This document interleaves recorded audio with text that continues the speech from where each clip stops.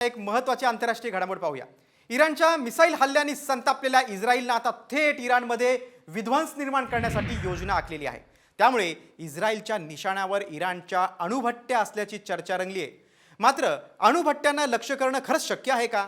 त्याबरोबरच Iran Israel विध्वंसावरचा हा special report. Israel शिकवणार इराणला धडा।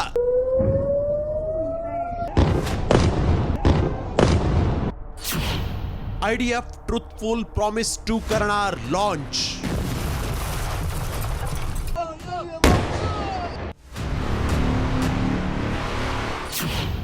इस्रायलच्या निशाण्यावर इराणच्या अणुभट्ट्या।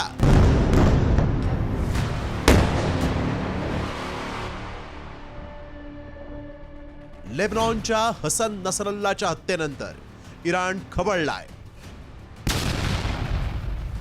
इराणने इस्रायलवर हल्ले वाढवल्यानं आता त्याला जशास तसं उत्तर देण्यासाठी इस्रायलनं प्लॅन आखलाय।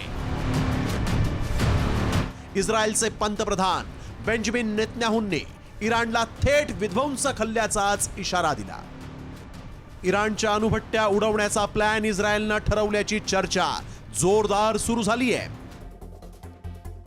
तेहरान न्यूक्लियर सेंटर आणि रिसर्च लॅब, मोनाब nuclear centre research lab, Isfahan nuclear centre, Fordow nuclear centre अणुबॉम्ब निर्मिती plant, Natanz nuclear centre titanium plant.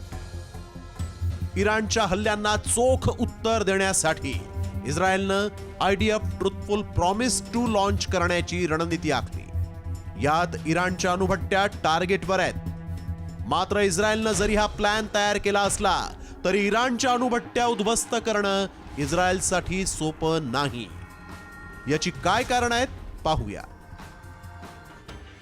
इराणच्या अणुभट्ट्या डोंगराळ भागात आणि भूमिगत असल्यानं स्फोटक निरुपयोगी। अणुभट्ट्या इस्रायली एअरबेस पासून 2000 किलोमीटर दूर। अणुभट्ट्यांपर्यंत पोहोचण्यासाठी इंधन अडथळा ठरणार। इराणपर्यंत पोहोचण्यासाठी सौदी आणि इराकच्या हवाई हद्दीतून जावं लागणार। इराणच्या अणुभट्ट्यांचा देशभरात विस्तार असल्यानं उद्ध्वस्त करणं शक्य। इराणच्या एअर डिफेन्स ठिकाणांवर हल्ले शक्य। इराणच्या अणुभट्ट्यांना टार्गेट करण्यास अमेरिकेचा विरोध।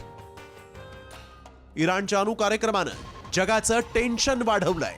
त्या पार्श्वभूमीवर जर इस्रायल विध्वंसक हल्ले करण्यासाठी IFD operation truthful promise launch करण्याच्या तयारीत आहे, तर या पार्श्वभूमीवर इस्रायलचे फायर जेट्स खाडीवर गोंगवायला सुरुवात झाली आहे। तर इराणची एअर डिफेन्स सिस्टीमही रेडी टू अटॅक या मोडवर आहे। त्यामुळे इस्रायलनं इराणच्या अणुभट्ट्यांना निशाणा बनवल्यास युद्धाच्या आगीत संपूर्ण जग होरपळल्याशिवाय राहणार नाही। ब्युरो रिपोर्ट, साम TV न्यूज।